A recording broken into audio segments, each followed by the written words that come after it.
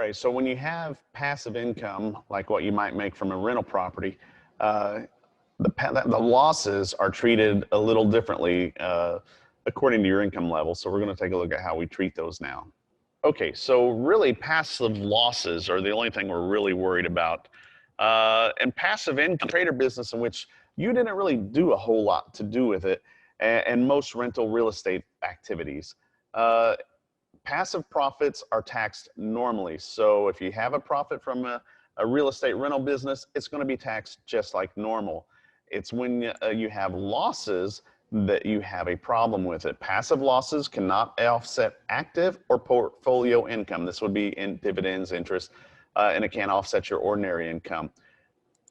But you can deduct $25,000 from rental property, but it does phase out when you're starting around 100,000. This is the 2018 number, so it may have changed a little bit.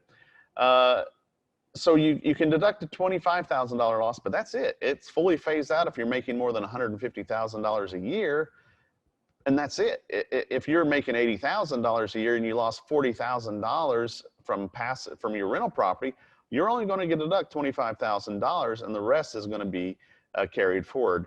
The taxpayer must actively participate in order to do this. So that means you have to be doing something to get it, like going to collect the rents and doing some small fixing upping things of that nature. And so that's active. Now you can avoid the passive loss rules if you spend at least 50% of your time managing the property and it's more than 750 hours a year. So this makes it kind of more of a full-time property manager, if you will, and now you can avoid the passive losses. They did these rules years ago. A lot of rich people were buying like rental properties, and they were incurring huge losses on them, and they were using those huge losses to offset their income. And so the IRS decided, no, that's not going to work. So we're going to start limiting it out. If you're making more than $150,000, we're going to cap your losses at $25,000. You won't even get that.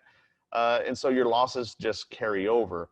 They carry over until you can use them or until you sell the property. So if you sell the property, then you can start claiming all the losses that were disallowed in the previous years. So that's pretty simple. You just got to remember the passive losses. It's a job in which you don't materially participate in or rental real estate.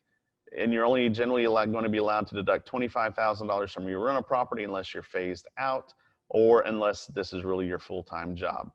So that's passive loss limitations in a nutshell. And then coming up next, we're going to talk about net operating losses and how we'd handle those.